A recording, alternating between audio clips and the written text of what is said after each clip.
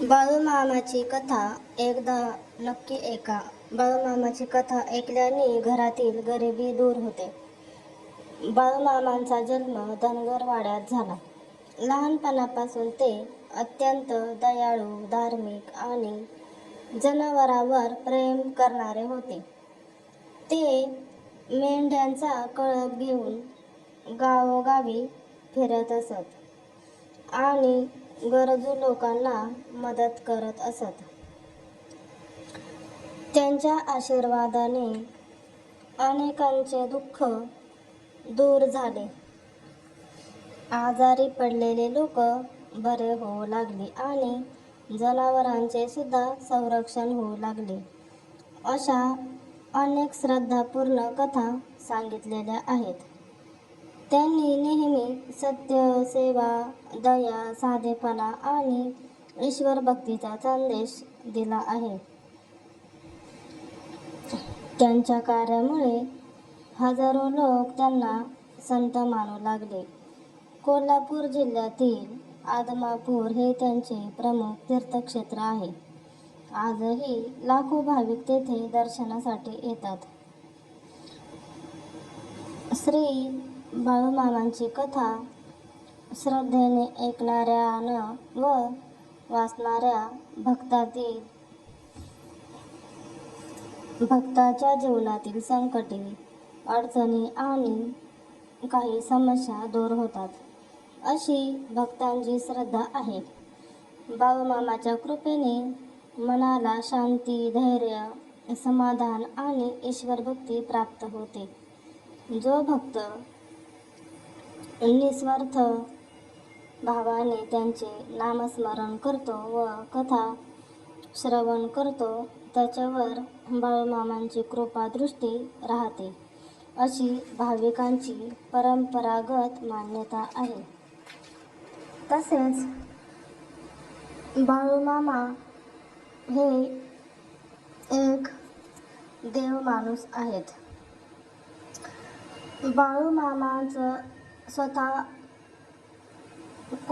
भक्तांच्या मनामध्ये काय चालू आहे हे स्वतः बाळूमामांना जाणवतं. तर बाळूमामा हे जे भक्त म्हणतील की बाळूमामा आहेत, तुम्ही कशातही बाळूमामांचं नाव घ्या की याच्यामध्ये बाळूमामा आहेत, तर तुम्हाला बाळूमामांचा आशीर्वाद झाल्याशिवाय राहणार नाहीत. फक्त जे भक्त मनापासून प्रार्थना करतील, मनोभावे पूजा करतील, त्यांच्यासाठी बाळूमामा उभे आहेत. तुम्ही बाळूमामा नाही असे कधीही म्हणू नका. तुम्ही मनोभावे प्रार्थना करा आणि बाळूमामा आहेत, फक्त एवढीच मनात इच्छा निर्माण करा. तुमची जी राखडलेली कामे आहेत किंवा तुमच्या काही अडचणी आहेत, तुमच्या मागं जी लागलेली समस्या आहे ती नक्की दूर होईल आणि तुम्हाला बाळूमामांचा चमत्कार झाल्याशिवाय राहणार नाही. श्री क्षेत्र आदमापूर बाळूमामांचं जे देवस्थान आहे तेथे एकदा नक्की भेट द्या आणि बाळूमामांचा आशीर्वाद प्राप्त करा.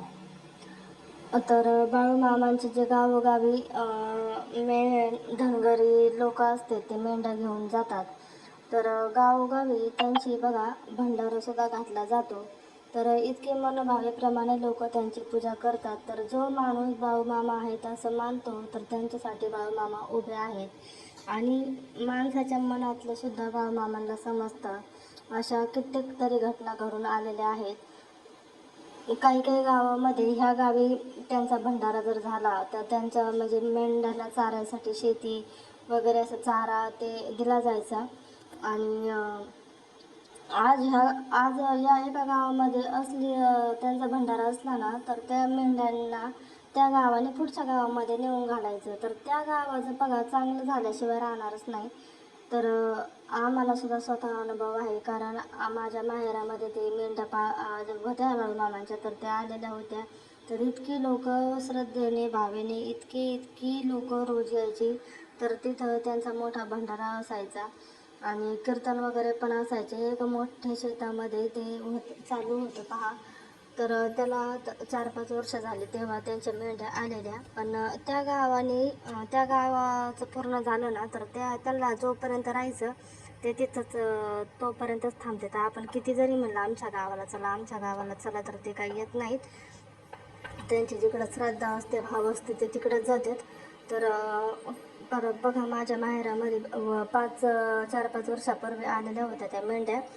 तर तिथं मी प्रत्यक्ष माझ्या डोळ्याने ते अनुभवलेलं आहे. आणि त्यांना शेवटच्या दिवशी जेव्हा ते म्हणजे दुसऱ्या गावाला प्रस्थान व्हायचं होतं त्यांचं, तर तेव्हा सगळ्या गावांनी नैवेद्यासाठी म्हणजे ते म्हणत नव्हते तुम्ही इतक्या पोळ्या आणा, तेवढ्या पोळ्या आणा. तर तुम्हाला 2 होईल, 1 होईल, 5 होत्याल, 6 होत्याल, अशा अख्ख्या पूर्ण गावाने पोळ्यांचा स्वयंपाक करून आणायचा. तर असं करता करता आणि सगळ्यांनी तिथं सगळ्या गावाला जेवण घालायचं. तर सगळ्यांच्या घरोघरी 2-2, 4-4 पोळ्या म्हणता म्हणता भरपूर जण झाल्या होत्या पहा. आणि त्यांचासुद्धा तिथं रोज त्यांच्याकडून म्हणजे असं आपण पंगत वगैरे म्हणतो त्याप्रमाणे भंडारा राहायचा लोकांना दररोज. तर आशीर्वाद घेण्यासाठी भरपूर लांबून लांबून लोक यायचे. आणि त्या मेंढ्यांच्या गळ्यामध्ये ते आपण ओटी जी म्हणतो, तर आपल्या जे मनातली एखादी जर इच्छा जर असेल तर ती पूर्ण व्हावी याच्यासाठी त्या बाळूमामाच्या ज्या मेंढ्या असतात त्या मेंढ्यांच्या गळ्यामध्ये आपण ती बांधायची. आणि नंतर जेव्हा आपण आपल्याला ज्या कुठं जर भेटल्या, तर आपण आपली ती इच्छा जर पूर्ण झाली तर असं म्हणते, तर ती ओटी आपण सोडून टाकायची. पण नंतर ते आपल्याला कुठं भेटणार ना. पण आहे असं इच्छा ना, तर कुठं जर असेल कोणाच्या गावामध्ये किंवा आज रस्त्याने असं मेंढ्या ते जातात ना, तर त्यांना हाणायचं नाही किंवा मारायचं नाही असं किंवा बाळूमामा हे कोणत्या पण रूपात येऊ शकते. तर भक्तांची परीक्षा घेण्यासाठी पहा कोणाच्या मनामध्ये कसा भाव.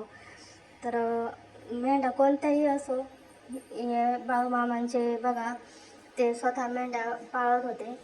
आणि आपल्याला माहिती आहे बाळूमामाचं जनावर किती प्रेम होतं ते. तर आता आपल्या इकडे शेतामध्ये म्हणजे चारायसाठी मेंढ्या ती येत असतात. पण कधी पण त्या माणसाला दुखायचं नाही. आणि आपल्याच्याने जर त्यांचं चांगलं झालं तर करायचं, किंवा नाही जर आपल्याच्याने होत नसलं किंवा आपल्या शेतामध्ये काही माल असला तर अजिबात म्हणजे वाईट काय बोलायचं नाही. आपल्याला नाही चारून द्यायचं तर नाही द्यायचं, पण त्यांना काही असं काही वाईट बोलायचं नाही. कारण त्या अशा बाळूमामाच्या मेंढ्यासुद्धा गावोगावी फिरत असतात.